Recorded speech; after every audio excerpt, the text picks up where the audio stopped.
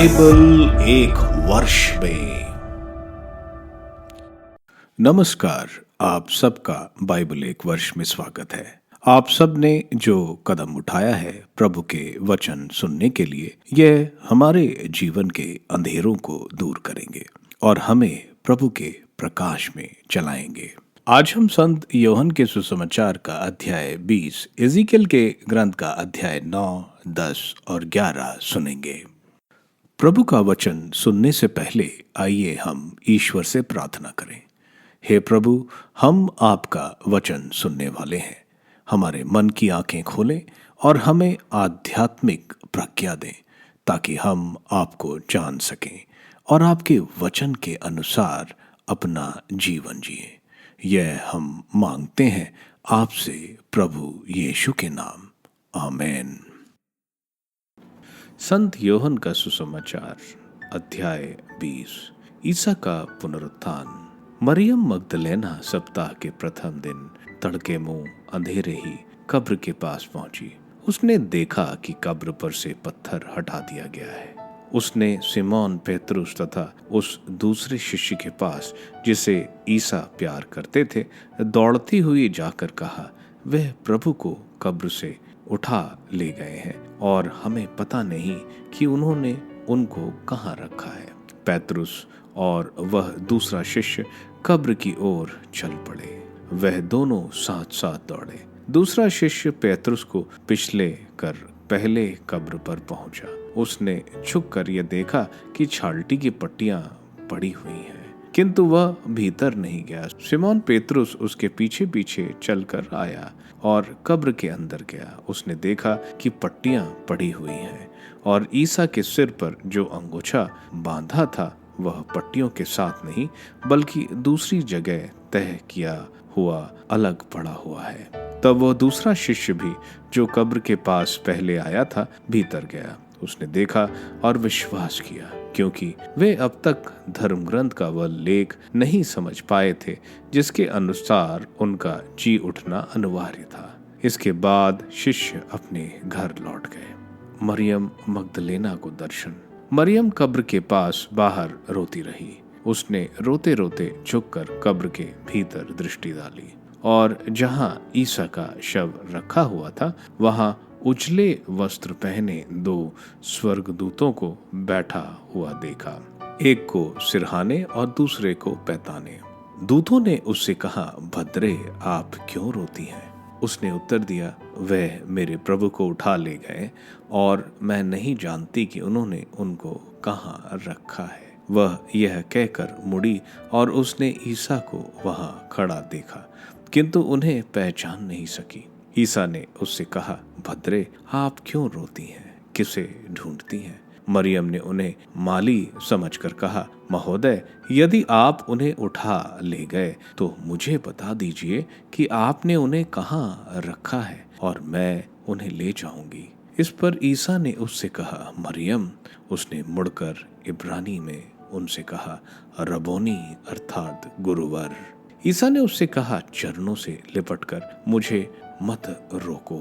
मैं अब तक पिता के पास ऊपर नहीं गया हूँ।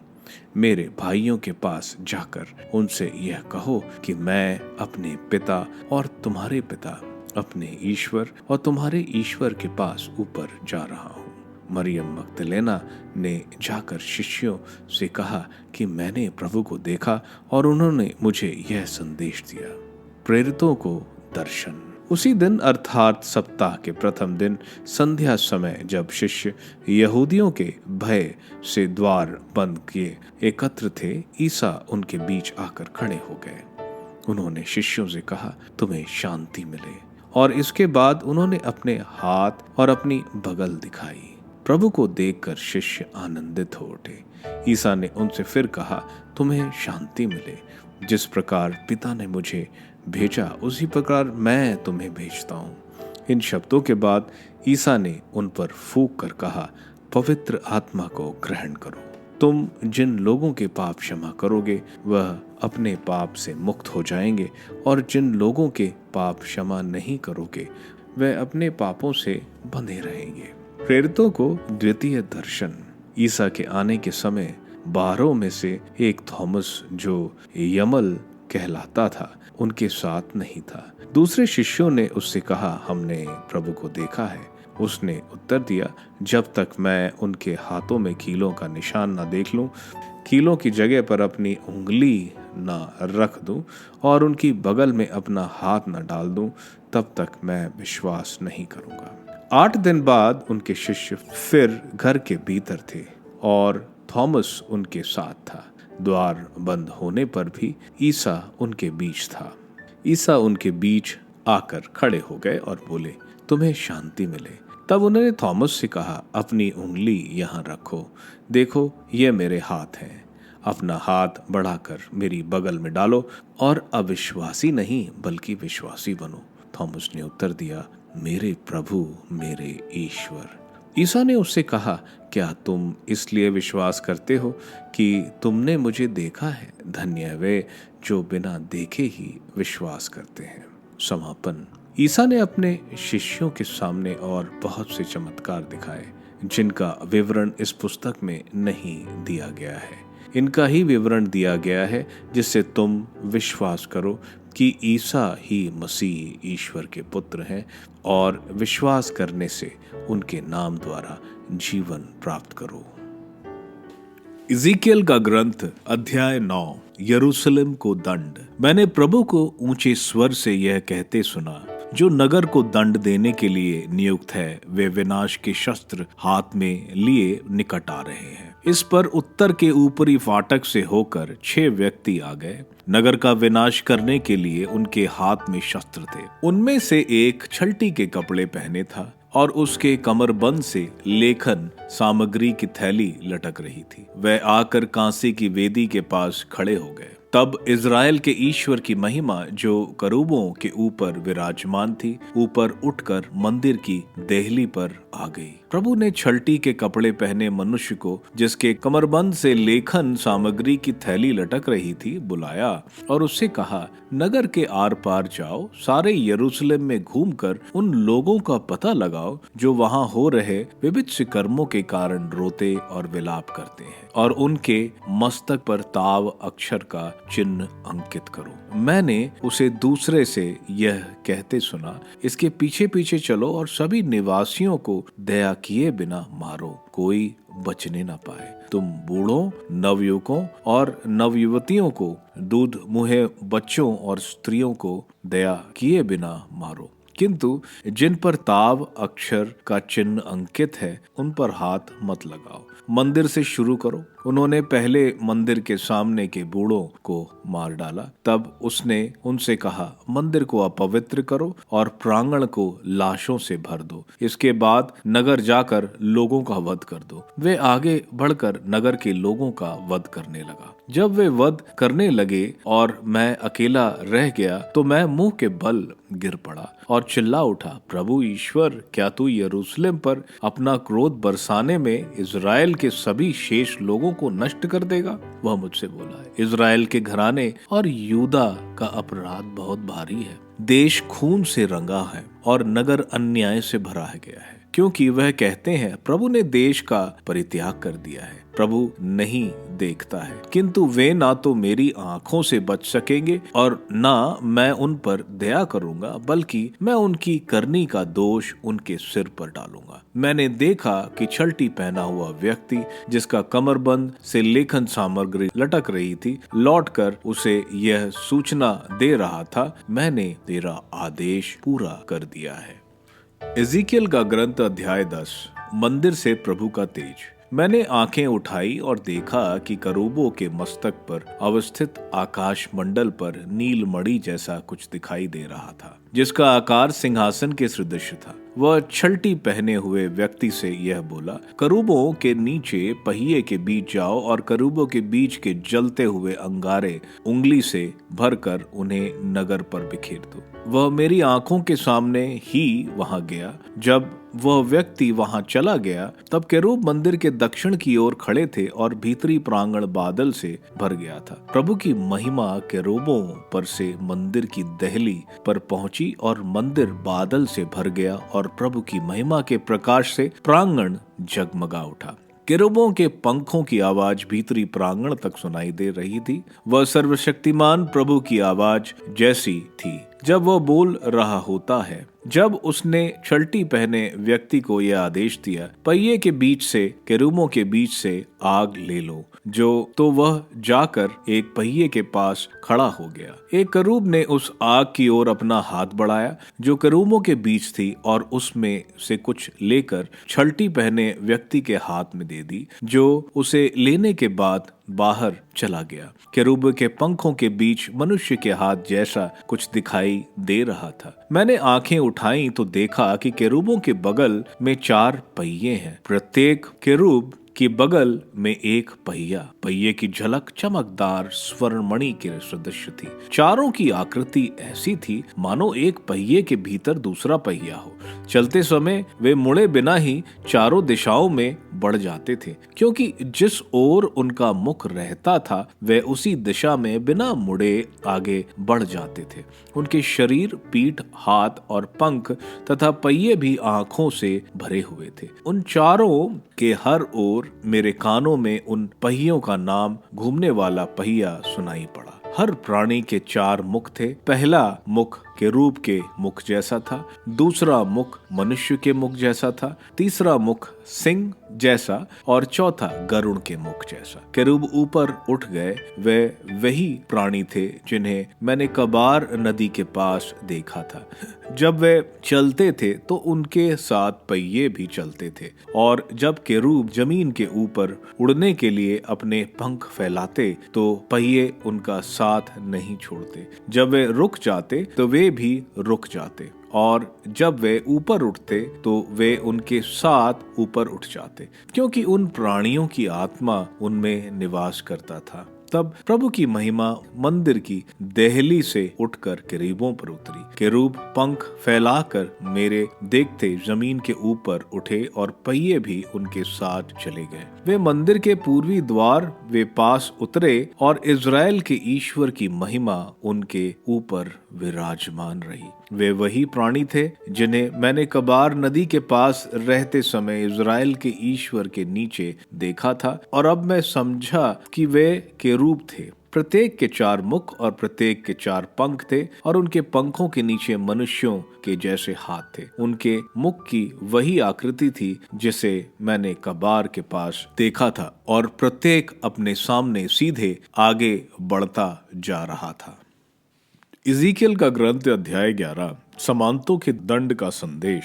आत्मा मुझे उठाकर ऊपर ले गया और मुझे प्रभु के मंदिर के पूर्वी द्वार पर ले आया, जिसका मुख पूर्व की ओर है। मैंने प्रवेश द्वार पर 25 आदमी देखे। मुझे उनके बीच जनता के पदाधिकारी अजूर का पुत्र यजन्या और बनाया का पुत्र पलटाया दिखाई दिया। उसने मुझसे यह कहा, मानव पुत्र, ये वही लोग हैं जो पाप की योजना बनाते और नगर में कुमंत्रणा देते हैं, जो यह बोलते हैं, अभी हमें घर बनाना नहीं है, यह नगर कड़ा है और हम लोग मांस हैं। इसलिए मानव पुत्र, भविष्यवाणी करो, उनके विरुद्ध भविष्यवाणी करो। प्रभु का आत्मा मुझ पर उतरा और उसने मुझसे कहा, यह कहो, प्रभु की यह वाणी है, इज़राइल के घराने, तुम ऐसा ही करते हो। मैं वे बातें जानता हूँ जो तुम्हारे मन में आती हैं। तुमने इस नगर में बहुतों का वध किया है और इसकी सड़कों को मृतकों से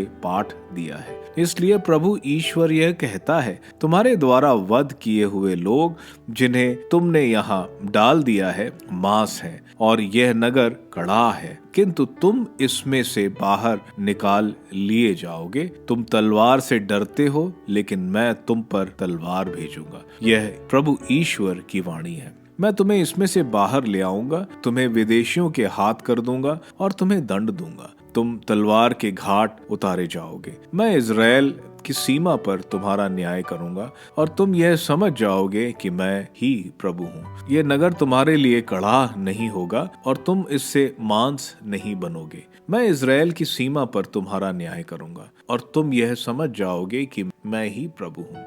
तुमने ना तो मेरे आदेशों का अनुसरण किया और ना मेरे रीति रिवाजों का पालन किया, बल्कि तुमने अपने पड़ोस के राष्ट्रों के विधि निषेधों के अनुसार कार्य किया है। मैं भविष्यवाणी कर ही रहा था कि बनाया के पुत्र पटल्या की मृत्यु हो गई। इस पर मैं मुंह के बल गिर गया और ऊंचे स्वर से पुकारते हुए बोला, प्रभु ईश्वर, क्या तू इज़राइल के अवशेष को भी एकदम मिटा देगा? इज़राइल में पुनरागमन का संदेश।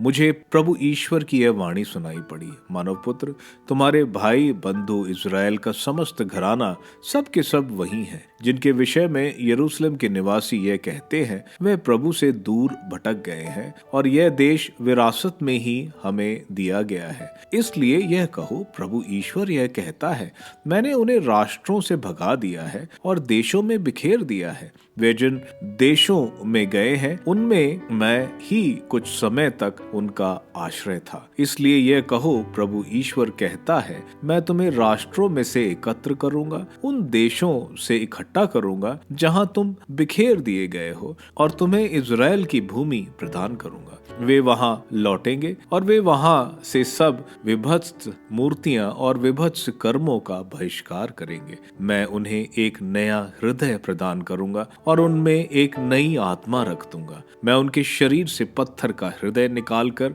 उन्हें रक्त मांस का हृदय प्रदान करूंगा, जिससे वे मेरी संहिता पर चले और ईमानदारी से मेरी आज्ञाओं का पालन करें। इससे वे मेरी प्रजा होंगे और मैं उनका ईश्वर होऊंगा। किंतु जिन लोगों का हृदय अपनी घृणित मूर्तियां और अपने विभत्स कर्मों में संलग्न है, मैं उनकी करनी का दोष उनके सिर पर डालूंगा। यह प्रभु की वाणी है। प्रभु के तेज का यरूशलेम से गमन। इसके बाद केरूबों ने अपने साथ के पहिए के साथ अपने पंख ऊपर फैला दिए। इज़राइल के ईश्वर की महिमा उनके ऊपर विराजमान थी। प्रभु की महिमा नगर के बीच से ऊपर उठी और पर्वत पर टिक गई, जो नगर के पूर्व में है। आत्मा मुझे उठाकर ऊपर ले गया और ईश्वर के आत्मा की प्रेरणा से दिव्य दृश्य में मुझे निर्वासितों के पास खलदेइयों ले गया। तब वह दिव्य दृश्य जो मैंने देखा था लुप्त हो गया और मैंने निर्वासितों से वे सभी बातें कही जो प्रभु ने मुझे दिखाई थी। संत योहन के सुसमाचार के अध्याय 20 में हम देखते हैं, रविवार के दिन जो सप्ताह का पहला दिन था, मैरी मैगदलीन, जिससे प्रभु ने 7 प्रेतात्मा निकाले थे, वह सूरज उगने से पहले कब्र के पास पहुंचती है। हमें मालूम है मैरी मैगदलीन प्रभु से बहुत प्रेम करती थी और वो प्रभु के क्रूस मरण के समय भी वहां थी। मैरी देखती है कि कब्र का वह भारी पत्थर हटा दिया गया है। उस समय कब्रों में से मुर्दों को चुराया भी जाता था ताकि उनके बहुमूल्य चीजें और बहुमूल्य लिनन के कपड़े लेके ये लोग जा सकें। मैरी भागकर संत पेतरुस और संत योहन को यह बात बताती है।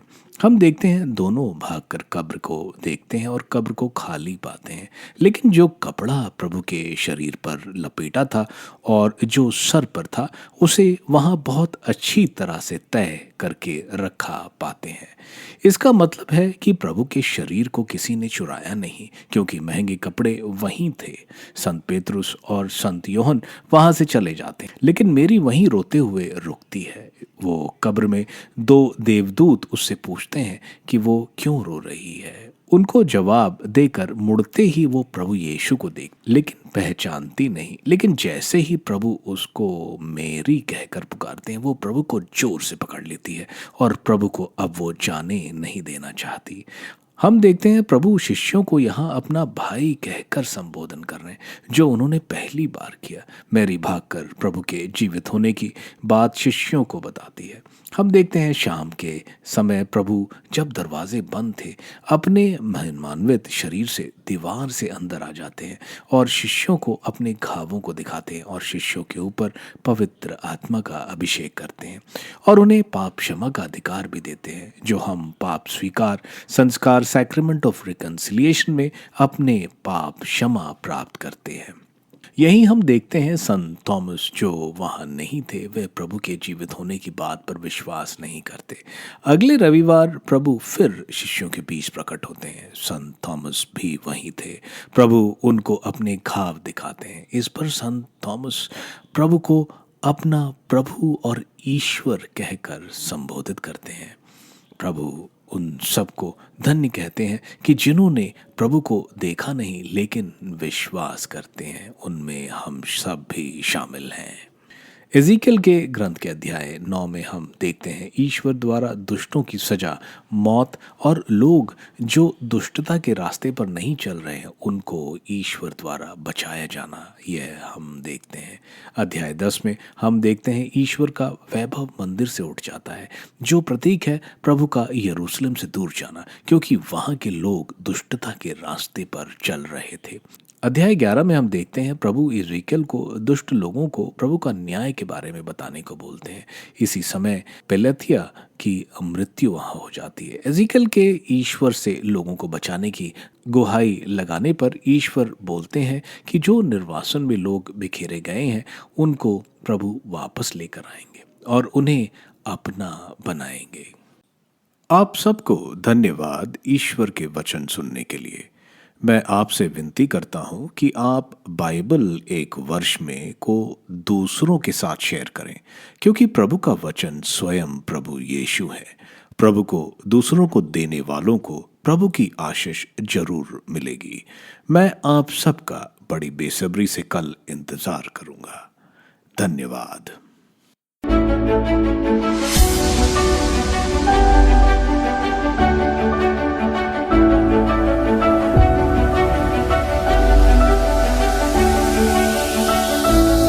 बाइबल एक वर्ष में